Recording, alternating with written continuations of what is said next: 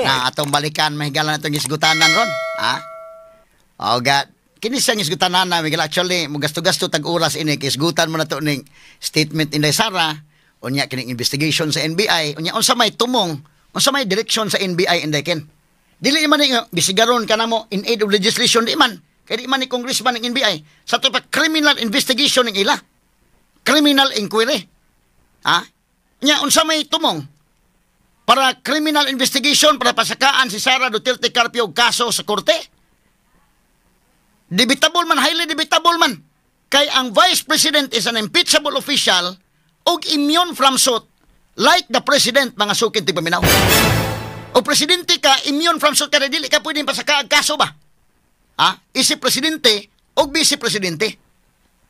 Ang only way to remove niining Presidente o Vice Presidente o mga impeachable officials, ang impeachment, mauray magka-remove. So kung ipugos o pasaka ang kaso ngadtos piskalya inigtugpas piskalya na pure question of law dayon automatic dunay constitutional question nga mo tugpa Supreme Court dayon. Straight to the point. Mo ni mahigalay mahitabo mga sukid ti paminaw. Do na dayoy question kay moingon man mahigalang i-insistir gina pasakaan gina mo kaso sa regular court.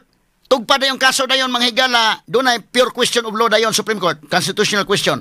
Pwede ba ng Vice Presidente pasakaan og kaso while she is sitting Vice President now? Incumbent Vice President? Dakong pangutana na. Constitutional question na mga sukid tig paminaw. So, og dili mga higala, og dili, di impeachment, lagyon niya, nagdi man dayon ang impeachment. O sa may tumong anong investigasyon. But before tamadto ang mga isgutanan, arit sa ta. Natay daghang mga issues, may galing mga viral. Ready na ito mga virals. Sa may tanawa o unsay kinini ang sa may purso sa atong mga netizen, okay lang nga upadayon kung diskusyon o viral na lang ta.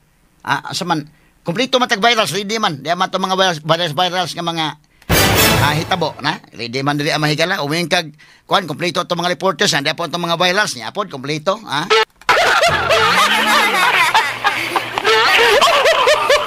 Ilin lang ta, depende lang moingon ang netizen nga napulaan namin na imo discussion attorney, ari lang ta sa mga virals, pwede pod. Mas daghan may noon ning miingon nga ipadayon ako discussion. Sige, ipadayon ta lang sa itong discussion. Now, ang pangutana ani, kining si Sara Duterte Carpio tinuod na lain-lain ang reaksyon sa tao gyud.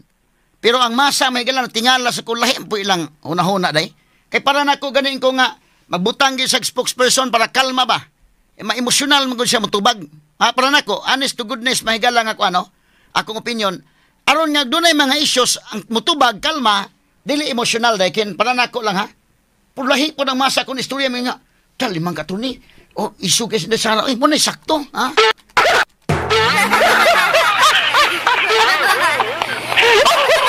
tabangan si Indasara, mo, kuhan, piting isuga, muna sakto.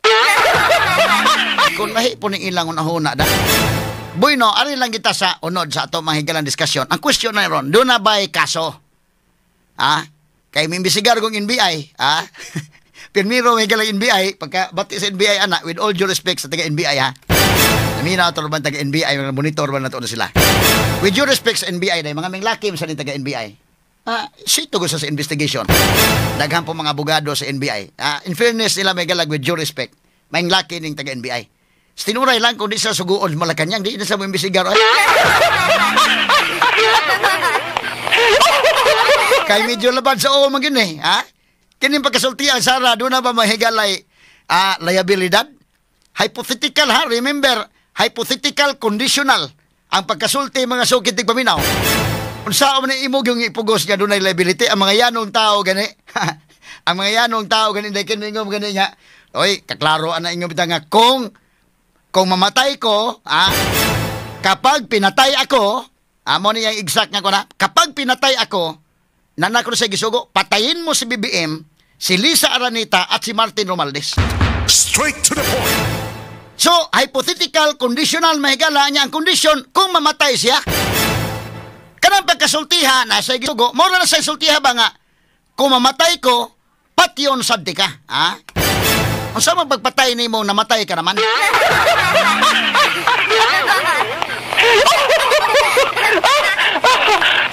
Unsaon man nimo pagpatay o na manugo ka nga naay mo patay, unsa pagsugo nimo patay ka naman? O mayon gisugo daan, atong klarohon ni ha, atong klarohon ni hantud ang uban nangatawan na lang uban mahigala. Kung mamatay ko kapag pinatay ako, yan ako nung gisugo, patayin mo si BBM, si Lisa Araneta at si Martin Romaldes. Patayin mo. Mora na sa istoryahan nga, kung mamatay ko, patyon, tika, numdum ko na sa una day, Alsamasa, mapag-uso sa Alsamasa, kini tinuod ng tabu ha, dito sa among barangay, kay sa among barangay, daghan mo ito mga NPA dito, labi na itong mga kuwan sa una, kanang Samar Liti, daghan man diha, ng Bohol. So, yan, uso itong Alsamasa, indekin. Kanang Alsamasa, kato mga civilians ba, gi-organize, may galapon sa gobyerno, nagipanagaan na bang mga armas? Kanyang taon-taon lang ipakita names, kay mo hatag kong diskusyon names, kalotong taon names, gamay lang. Kaya na ako yung mga diskusyon ka ato na sa himuong katawanan gamay ni mahigala. Tinitinood yun istorya haday. Ang Alsamasa, kato mga sibilyan, gipang isyuhan mga armas. Nga mo kuno mo sukol to sa mga NPA. Nakaroon mga higala kay wa may klarong training. Wa may klarong training. Ang uban ginganlag Alsamasa, ang uban ginganlag Puwersa Masa. Doon ay mga armas, ang gipang isyur ba mga armas dito sa amo, kato manggod si Captain Lorenzo Inero. Mo to'y pasiugda dito nga kuanan. Okay man sa tunay. In fact, nakahatag dito kwanto. Dakog natabang to. Iyang anak gani pare magani si Father Milgabar Inero. Amo to sa naka-science Father Milgabar ron. Kinini ang kami to kawanan ni kwan Father Brian Flandes. So, kadto mga Alsamasa wa may klarong training indiken lagi. Lahi man ay mga army gyud kana mga sundalo nga klarong training. Nya kadto dili kayo ingon nya kwan ba di na nako pang-mention ng mga ngan. Pagpangatog nila, imo man ginang gunitan imong pusil. Kay mo lagi nag-iingon nga mura mo kuno ng pusil nimo army ka sundalo kay ikaduhan nimong asawa na. Mabitan do na bitay chanting ana ni jogging ana mga sundalo nga. This is my rifle and this is my gun. This is for fighting and this is for fun.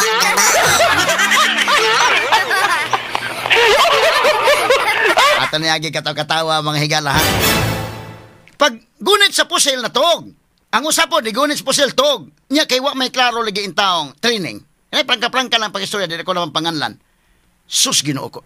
Nalimungawan ba katong usa mahigala? Ni buto ang pusil. Ang ilang manggong isyo mga kagalan, kanang manggong nga, doon ay gi-isyuhan og M16 Armalite rifle. Doon na po yung ubang gi-isyuhan may garan. Kasagaran tong garan, kining kong garan nga pusil, mo ni ang katong mga armas gipanggamit sa World War II.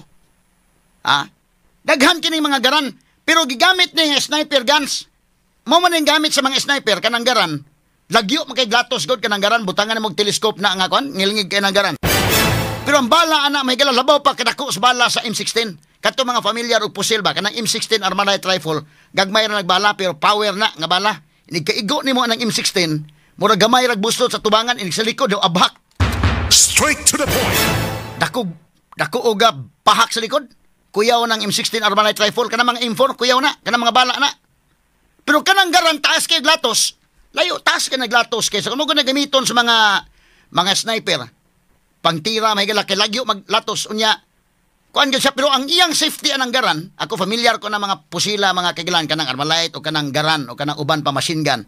Kanang bala anang garan, bala na pareha na kadako sa bala sa 30 caliber machine gun. Pero katong bala nga 60 caliber mas dagko gito mo man to grapas panyawan, Ato lang niapil na tong advertisement panyawan na kasamang kay. Kadto garan day, pagkatuog niya day, kabantay ka day ken nga kanang way klarong training ba tuog kana gakos pusil. Ang usap pud tuog kana. Pagtuog niya may gala ang iyang pusil at tubang sa uspikas, Nakalimungawan bitay buto inday ken may gani kay maigo tong usa nga Alsamasa. Puwersa Masa may nga nasa mo. Naigo ang bungbong. Pagkaigo sa bungbong, may paabhak ingo sa. Ikaw tawhan na kapida. Naigo, pagkubatyon ti ka.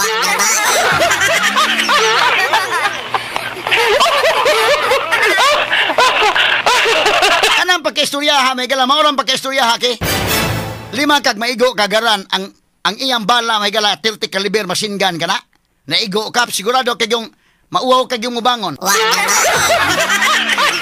Og natog na kadaan, naghigda na kadaan, maikog na kang mo, mata. Kana og magtindog ka, maigo ka ng garanhawi kayong ibangon. Og natuog na kandaan, kaigo ni mo ana, automatic atubang kang San Pedro.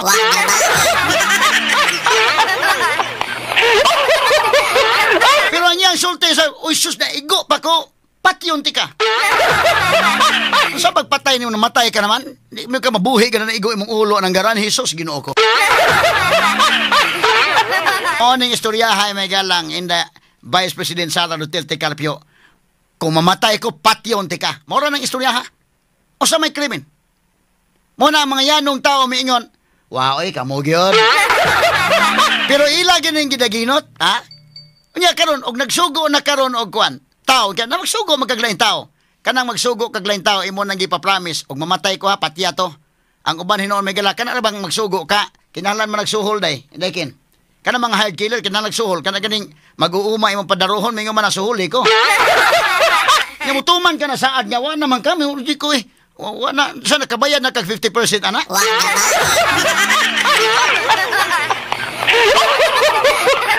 Kinsa may mobayad ni mo ron og ikaw mo killer kay gisabot ka kay sa man bayran na kadag 50% mamatay gani si Sara pati ha bayran kag 50% sa mo papanukot sa 50% namatay naman siya.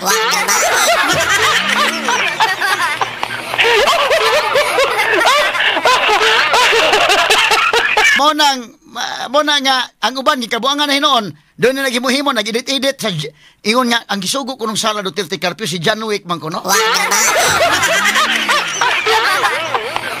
Ini John Wick may gala mo ni salida bitaw gap mura sa si Kuya Cardo Dalisay ngilngiga oy ha. Mo na sa pamilyahang litulapit. May muntag ni mo diha Jan Kagulada ha, Attorney Jason Ripaso ha. Attorney Jan Kagulada oy, may buntag si Rene Borromeo. Good morning sir, bida alegriha ini sir. Ang uban gikabuangan na noon. Ha? Yun si John Wick mo kung nagisugo. Edit-edit sila. Kung ano yung John Wick, asa man to, nama to names?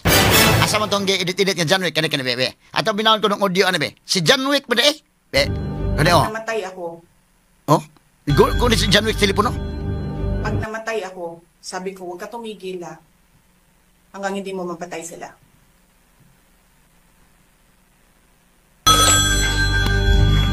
Si John Wick nagsugo? Pag namatay ako, sabi ko, huwag ka tumigil hanggang hindi mo mapatay sila. Mo ni tingong ni Sara? Yang gitawgan ko no dahil gunis microphone sa teleponos John Wick? Sabi ko, huwag ka tumigil hanggang hindi mo mapatay sila. Wag na ba?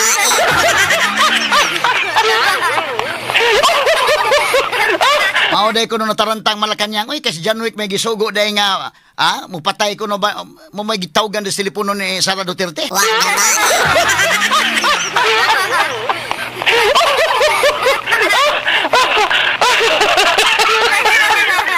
Himo-himuan kay kini mga tao na may kay modit-edit nga na may salida John Wick ba nga nikuha sa telepono na tubag siya na pagtubag niya na gitangan og kanang audio speakers isara dai mo ni tawag si John Wick may gitawagan ha.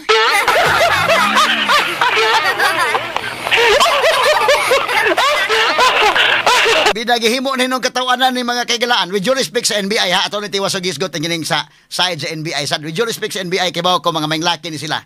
Pero kanang masuguan ko kas Malacanang bitaw daykin murag mapugos ka manggod. Kini ba direkto sa NBI kon ba yan ni judge pa ni kani adto.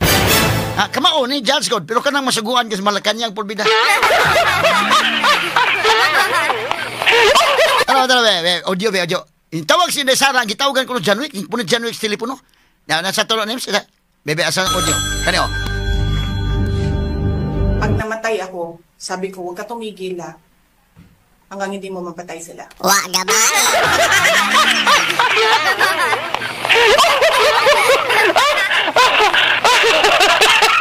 Bueno, mga higala, kinatong discussion to ng tiwason o niya taon-taon. O niya, ato sa ginabion tong usa sa mga kinini ang prosecutors atol sa impeachment ni Chief Justice Renato Corona. O niya taon-taon lang. At sa padangat atong RMN 558 Manila, dayon magbalita ta sa lokal, dayon atong hinabion mga higala para maklaro taning tanan. Unsa ba gyud na pabagyo time gyud og ipugos. Unya unsa man kining text ni BBM Unsa man kadako ba ni kayo nga factor? Kay congressman man so makasulti ni sa Deken ato dagag pagtagad mga sukiti paminaw unya lang sa pagbalik. Standby mahigala alang sa RMN 558 Manila mosunod na kanon dayon. Alas 7 size na.